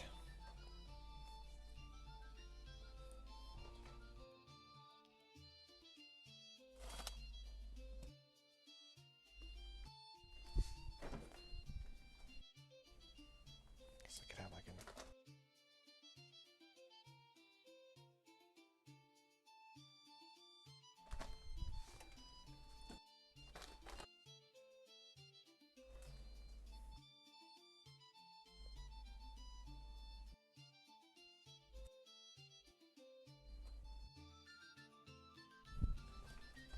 Okay.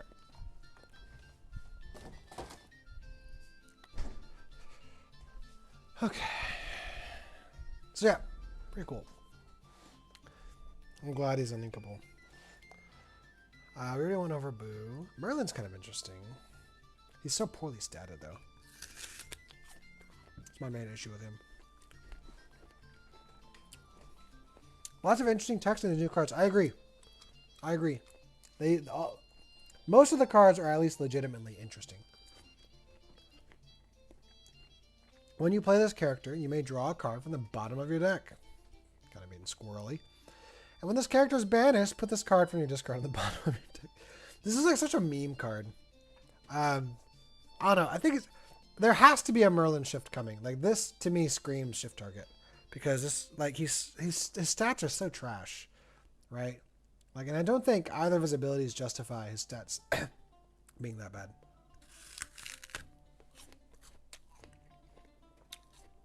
So I think, why can't Amethyst ever get anything good? Amethyst gets so much good stuff. Y'all got Hades, Demona, and Cheshire Cat in one set. In one set.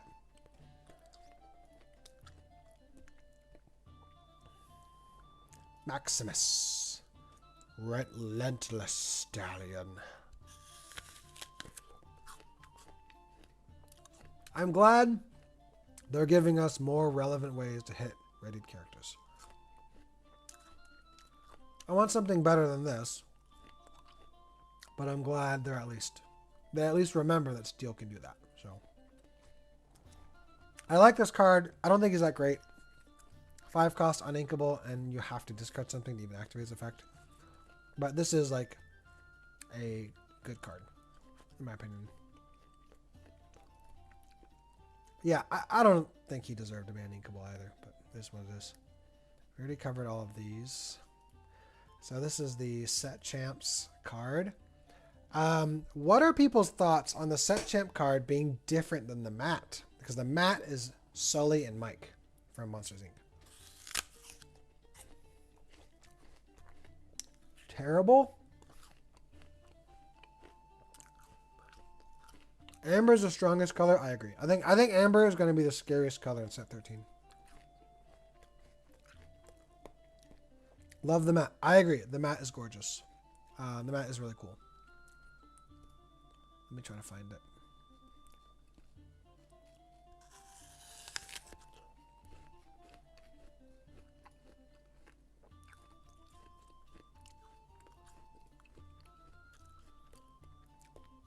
Set Champs card. Matt. So, I think it's... I don't know. I don't really know what to think. I'm not a fan of it. Also not a fan of Iconics not being Monsters Inc. at all. Yeah, I wish they would just, like, have some kind of consistency, you know? Like, because their justification in set 12 was that, well, we made Merida an Iconic. And we made half of the duo an Iconic, right? They gave Buzz the Iconic so they could give Woody the Set Champs. So people thought going forward, like, oh, okay. If there's a classic duo, they'll give one the Set Champs, one the Iconic, and then the other Iconic would just be whatever, right? Because they want some sort of, like, homogeneity here. But, like, I don't know. It just feels like they just kind of make something up every set. Like, I don't really understand. How is there not a green, blue, Mike, and Sully card? True. 3 Iconics this set. 3 Iconics this set. Yeah, I mean, maybe. Well, that's the thing. Mike and Sully don't they don't even get a team card. It's like Sully and Boo. It's just kind of insulting, you know.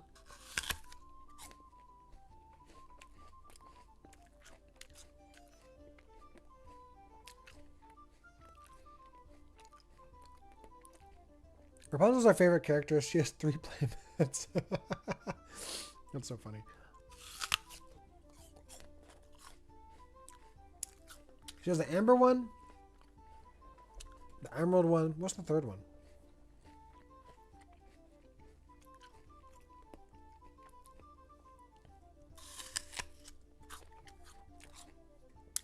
We know this is a song. This is not a team up. This is a song.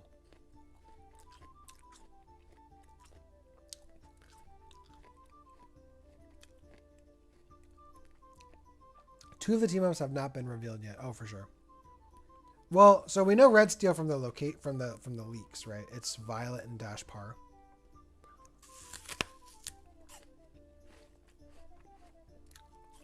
I'm trying to find it.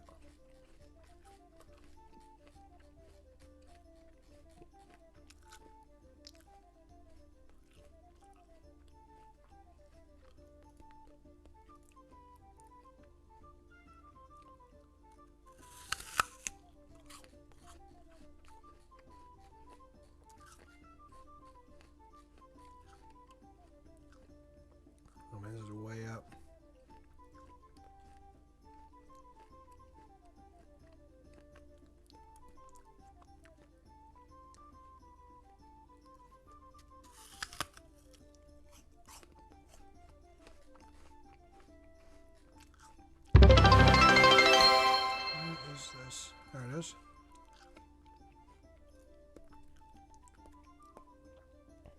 Yo, Jaren with the 1-bit cheer. Thank you, Jaren. Appreciate you. All right. So, obviously a little fuzzy. Oh, we get to see this Mushu. So, Emerald's getting a Mushu legendary. It's cool. Amber's getting a Chernobog legendary. So, yeah. Red. So, Violet and Dash are getting a team up. And then, so we're missing, what are we missing?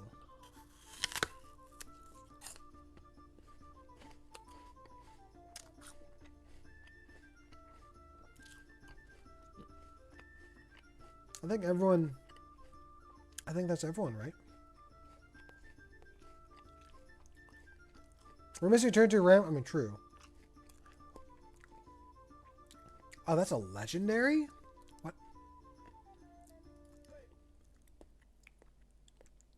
So these are all legendary. Okay. Red yellow is a Salambu. Yeah, yeah. Assuming everyone gets one, right? I think we've covered all of them.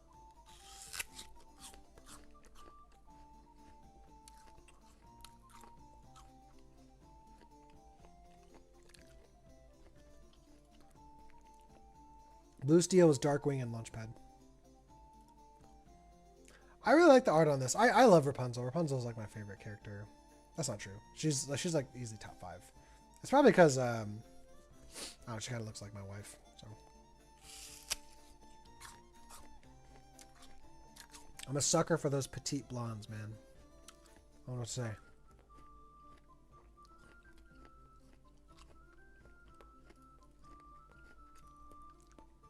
How would Goliath work in a self-discard deck?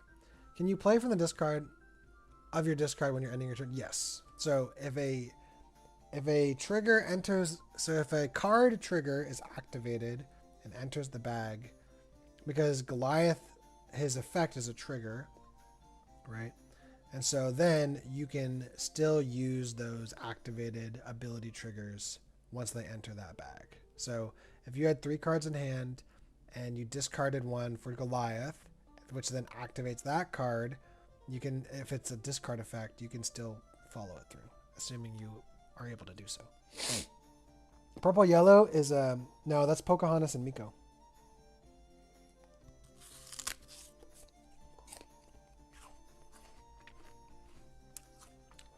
Oh no purple steel. You're right. Good job, Longs. Longs 418 in the YouTube chat. Figured it out. There's no purple steel.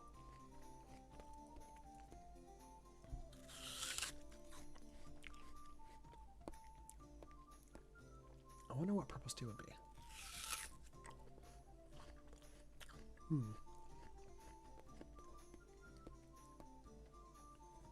What do you guys think? Yeah, it's not in the leaks either. Yeah. Jafar and Iago.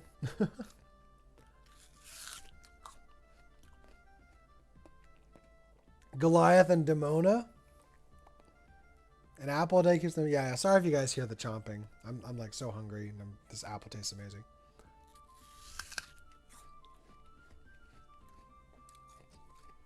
It's gonna be very weird without turn 2 ramp. Now, again, we still have turn 2 ramp. To be very clear, like we have 1 jump ahead. It's just clunkier, right? Like again, I've been trying to run some test games, just to sort of see how it feels.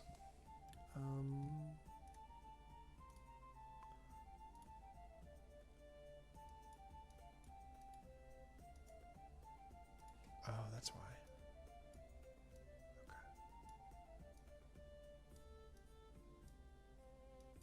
Okay. All right. So, like for example, right? So this is going to be using. So we'll do against the AI because I'm using only set 13 cards.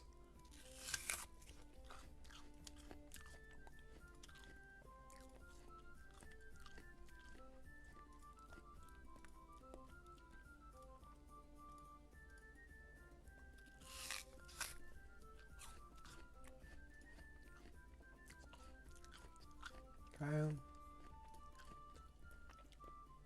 So we'll keep this as like a rough curve. Okay, so we missed turn 2 ramp because we're only running 4 1 jumps, but we're running these develops to see if it can help us find it. Find it. We'll ink the Tinkerbell here. Okay, so we do not find it. So I'm going to get this for a relevant 3-drop play. Right.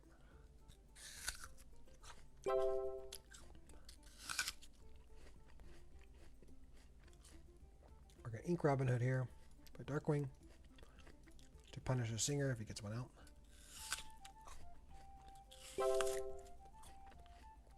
Okay. AI being AI. We're going to kill the shift target. Feels good.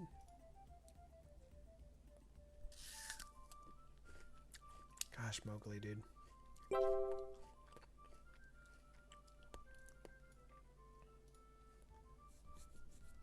It's unfortunate because we kind of have to keep this peat.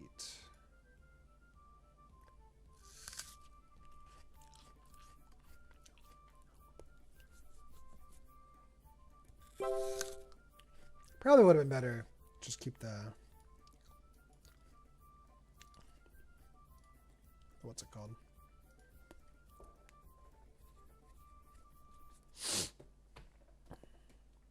To keep the Darkwing readied. Oh,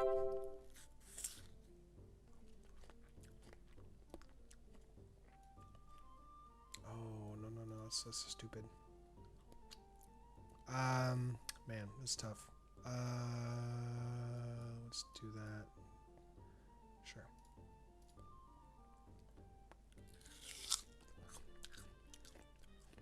No. So annoying. Okay. I'm gonna take Robin Hood.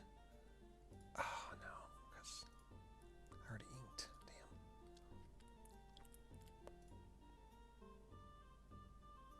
I almost want to take Cinderella to keep ramping. Sure. And turn. Nice. That's actually kind of almost perfect. So now I can do this and this. Oh, we actually have 3 arrows. What? Forgot about that. Sure, let's quest out. Thank you, Jaren. So Goliath first. Get rid of the angel. It's fine.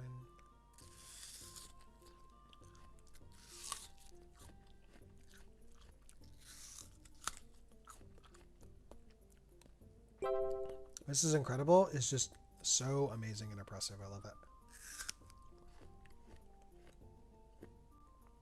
So I'll go like this.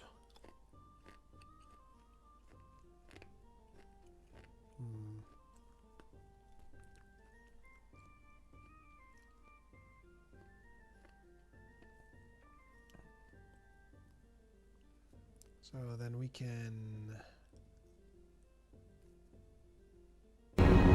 do it. 1, 2. Finish off Ariel. And so if I want to be greedy here, I can quest first, right? And then finish off, which then allows me to ready, right? Take out Woody, allows me to ready, right? And then I can just quest out here, do a 1 jump just to get out of my hand. Very nice. Easy.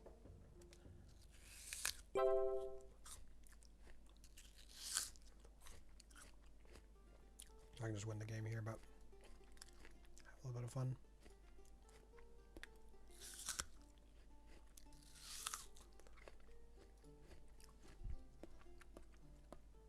Okay, so that's an example of a build that has turn 2 ramp, but doesn't rely on it, right? We establish other lines.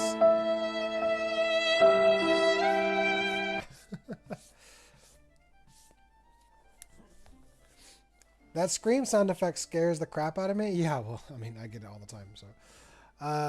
So we're gonna try this again. Let's see if we get turn 2 ramp this time. Oh, look at that, we got it. So now we are going to keep these 2 to see if we can find Cinderella. Oh! And bada boom. See, it's as if nothing changed.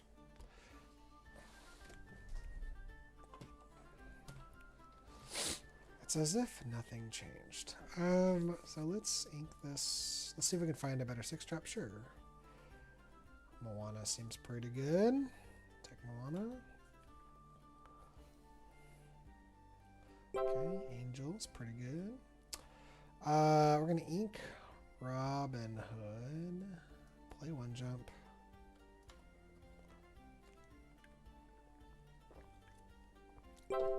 Half the turn 2 ramp, and you find it more than you did with twice as much. True, dude.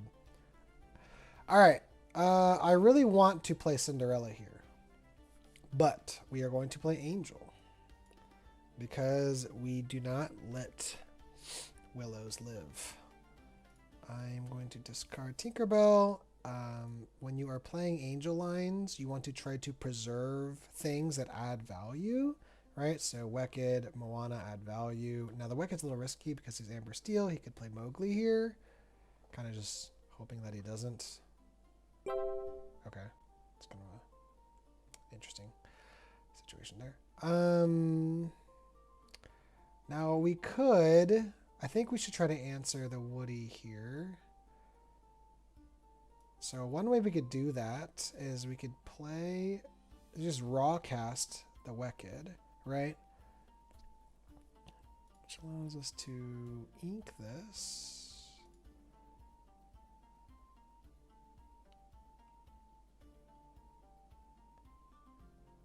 Sorry, wrong one. Take that one. And then we can discard the Cinderella. Take out the shift line, right? Shift line is not allowed to live. Keep going. No! Sad. Okay, that's fine. So now we can get some value.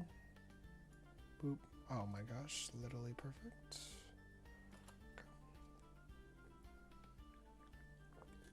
Okay.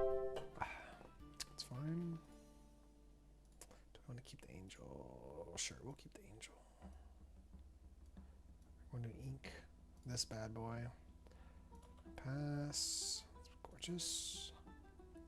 Horrifying. Play this.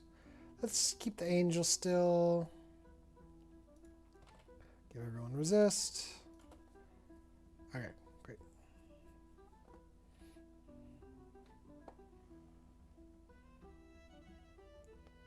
Aerial trigger. Okay, no aerial trigger. Strength of Raging Fire. Nice, resist 1. Nothing for aerial triggers. Remember, this is a robot, so.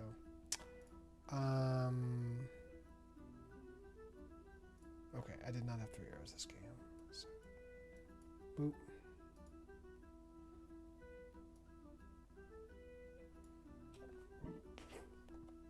I still can't kill Angel. It's so annoying. Ariel. Why is Ariel so good? So we're gonna quest.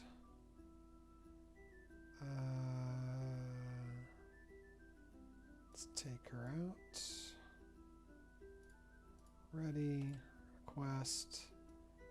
Then do that.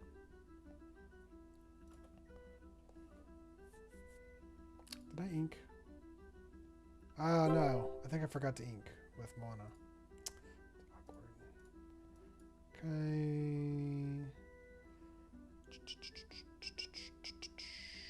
Do this. And then 3, 8. We'll just discard it, it's fine. And Angel can finish her off, which allows us to boost. Okay.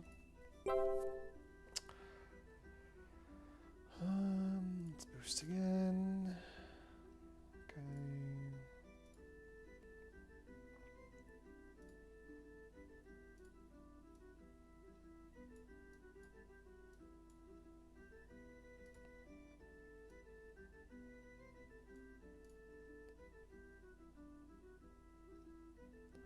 And then we can discard. Finish her off, and that's GG. Cool. So, see, like, we got to basically have a pretty standard 2-4-6 line there. So now, let's see, like do like a best of 3, like, even though we're on the play all 3 times, because I don't want to do on the draw. Like, what, do we get it again? Nope, we do not get it. So now, at least in this build, right, we're going to keep 3 arrows, Robin Hood, and develop. This is like 3 potential lines here. Okay. So we find almost everything we want. Not quite. I'm going to ink a Tinkerbell here. Let's develop. Okay, so we find Robin Hood. Nice. Let's keep Robin Hood. Now, next turn, we can play him and shift him if we want. A lot of things we could do here.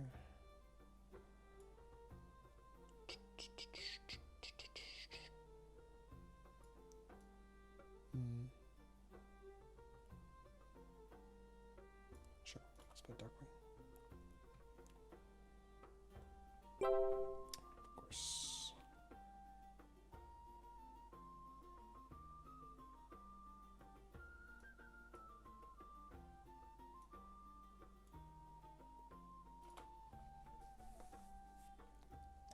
Kind of an awkward turn. Oh my.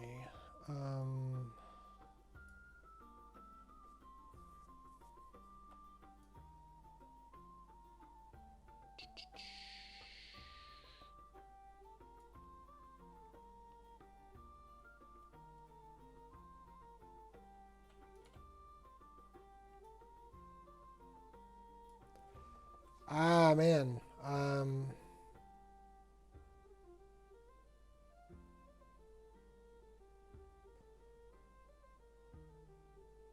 really don't want to give up Darkwing here. May have. We'll just do it. It's fine. Okay. No.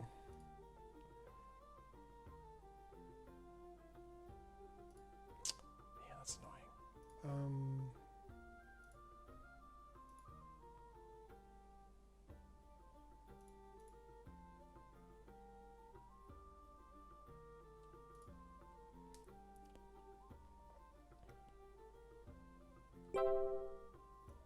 God.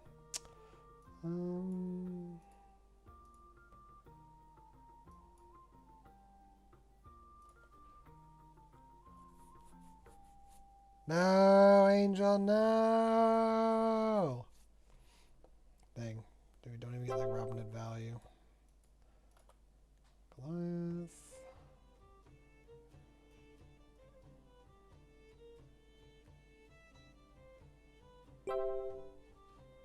Very lucky there. Very lucky. Wow, we're in a terrible position. Actually, this is poop.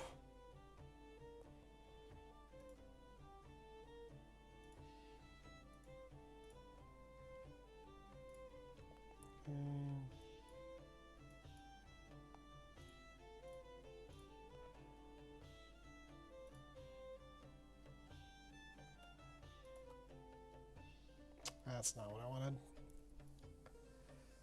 No, Ariel's so good. Nah.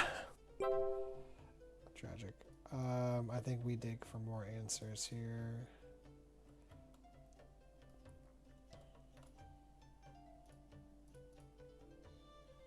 Oh no.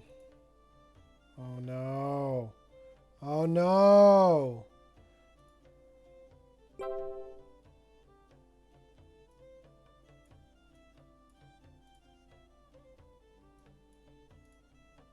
Okay, that's not terrible.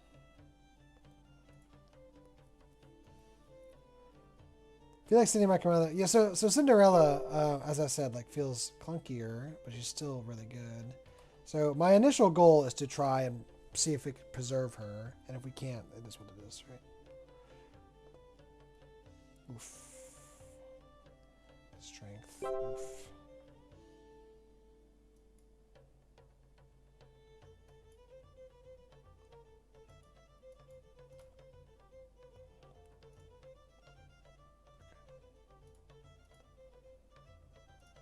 So we do have 3 errors there.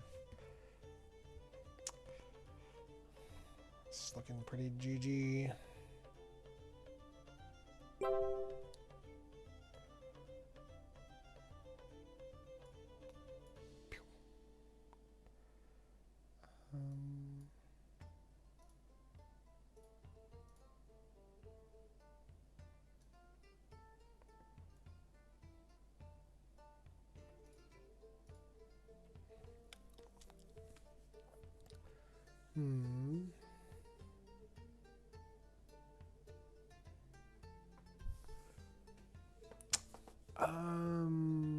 Is there a world where I survive this? I'd have to kill Stitch.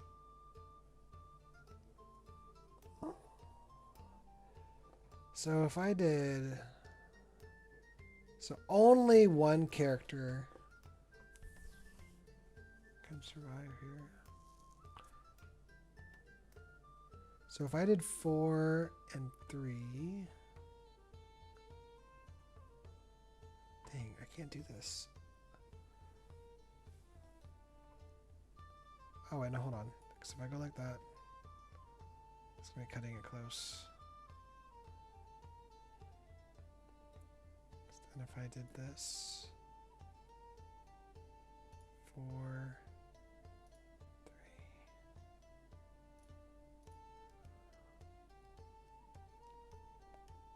Okay, and then do this. Okay. Oh my gosh, Goliath. Bruh. GG. Okay, so I honestly feel I'm enjoying Merryweather's got a postman. So yeah. I mean, they're all great, right? Like I have another list. So Cinderella Princess I think still has a lot to offer. It's just I think the question is, do we try to keep turn 2 ramp as a high roll, right? Or do we completely get rid of it and just replace it with something else, right? So that's kind of like a big question we're gonna have to answer as a community. So here is a robot list. Monologuing, set 13. This one's pretty fun. Lots of different shift lines. Alright, we found turn 2 ramp. Do we find Big Bot? We do! Wow, we actually have everything we want. Boop, boop. So we get Cindy after.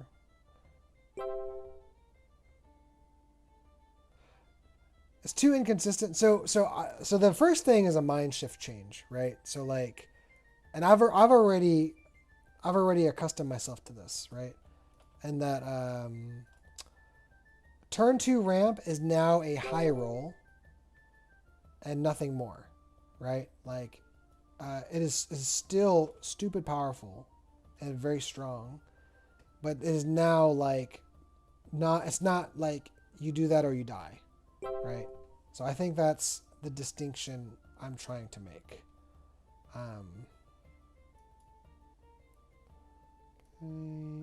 Beep boop.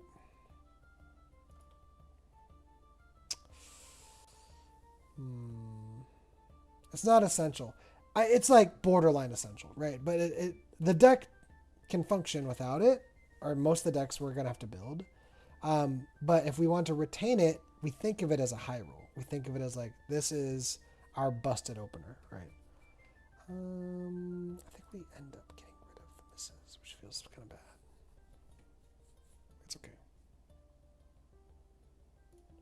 Dude, I am so sick of Mowgli's, bro. Stop it. Stop it. Okay. Syndrome. Omnidroid OP. Okay, let's go. Beep boop. Beep boop. Dang, dude. I mean, I could play this Omnidroid, but it's not that exciting. Play. It's no effect.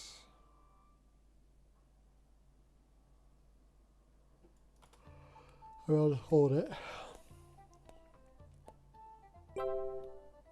Okay.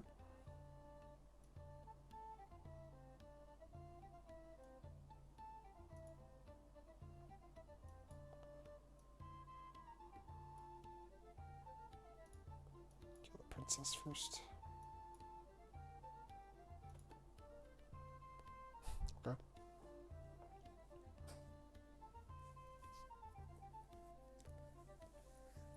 There's a snowball going. Syndrome. Oh, dude, check this out. Syndrome. That free. I mean, I could have done it anyway. But now I can hardcast this bolt, which is kind of cool. Pew.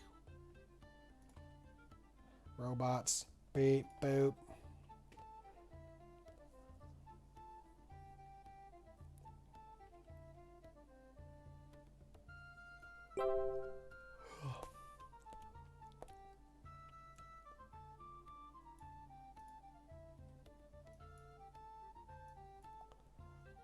So many songs.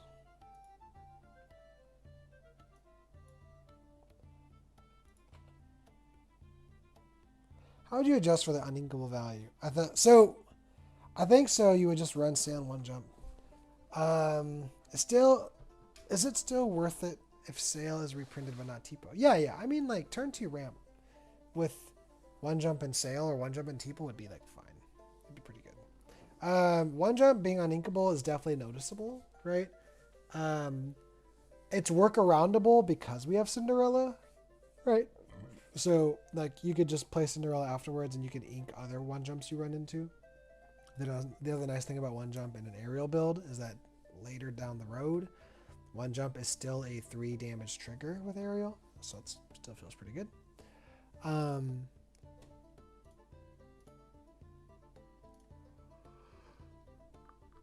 Show you guys a list. So this is monologuing so far. Clearly I have to make room for the 8 cost droid, but I'm not going to make room for him until he's on Dreamborn.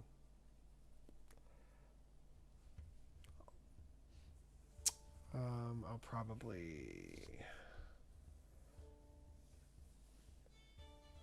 take out the Diablos. It's really not doing much for me here.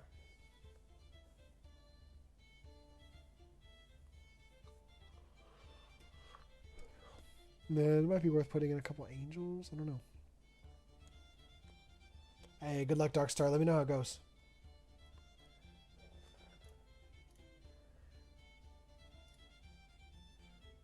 Yeah, someone in the YouTube chat had asked about why I swapped out the Arthur for the Wicked. And, I mean, the answer was just because I like Wicked. I think it's a cool card. But if you want to go back to the Arthur, right, for a maximum Mrs. Incredible value, and as a non-song way of dealing with threats, I think that'd be probably best course action, right? Like if we just, let's see, this is their robot as well. Yeah, he's not post rotation though. That's a set 13 list.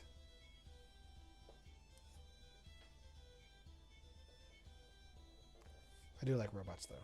Beep boop. All right, Jared. Have a good night. Could you check out my thought on Sapphire Steel before I head out? Where? Did you have a list? Sorry.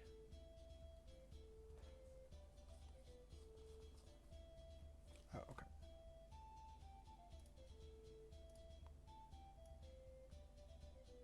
So it's Jared's list.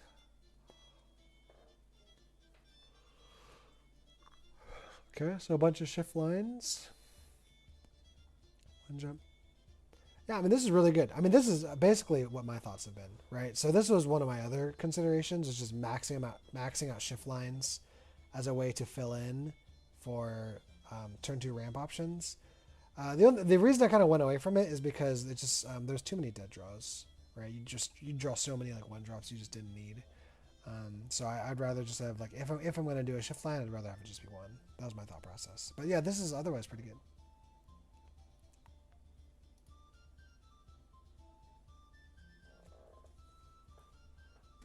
Let's see. Okay.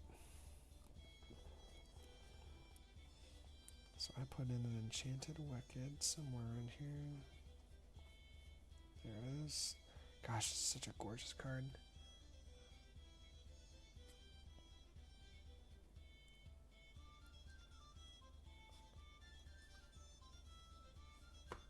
So the robot so much. The robot is really cool. The robot is really cool, to be fair.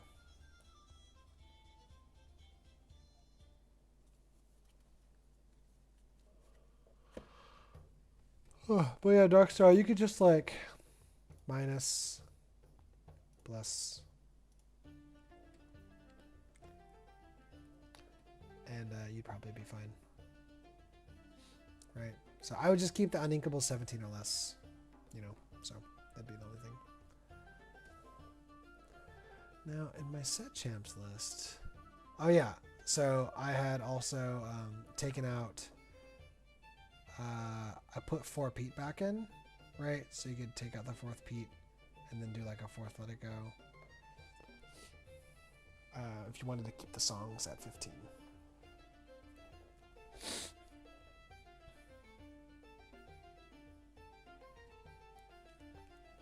I'm trying to think in my heart of hearts, what would I care for more?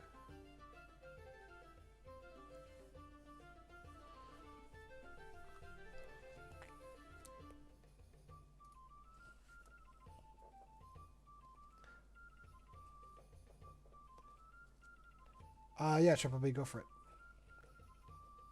And then we'll, of course, be cooking a lot of other stuff, too, like red steel and whatnot. I don't know what it is, guys. I'm, like, freaking tired. I might have to call it soon. Okay. Ooh, Benja. That's cool. 2 angels. Yep, of course. 3 Pete's. 1 Moana. 2 Merida. 4 Robin Hood. Okay, yeah. Benja's an interesting idea, actually.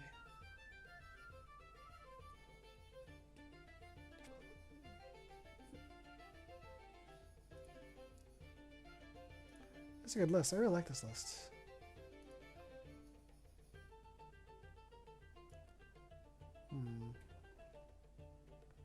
So if I compared it to mine, what feels different about it?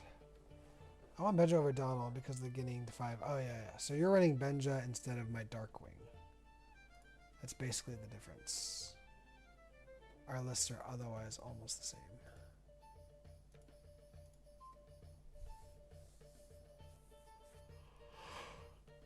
I like Darkwing because he can answer like singers, right? Like he kills like the 4-drop aerial, etc. I mean, he checks a lot of the bigger bodies that if they exert, like you punish them immediately. So that's why I like Darkwing.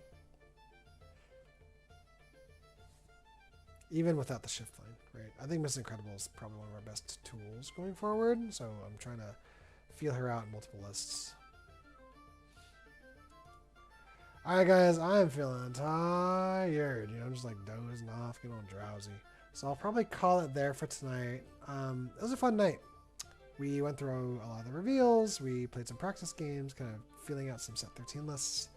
And then, yeah. Well, if you guys aren't subbed to the YouTube, please subscribe there. We'll be posting many more videos in the future. Right now, it'll be mostly just streams for a little bit. If you're not followed on the Twitch, toss a follow. And if you guys feel so generous, you could consider some of my Twitch Primes, right? So if you have Amazon Prime, it comes free. But most of all, I just like hanging out with you guys, and I appreciate you for watching. It really means a lot. Let's give someone a raid.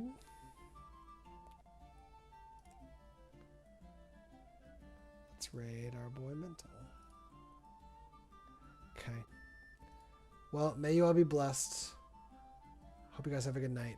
Take it easy. And you know how it is. Peace.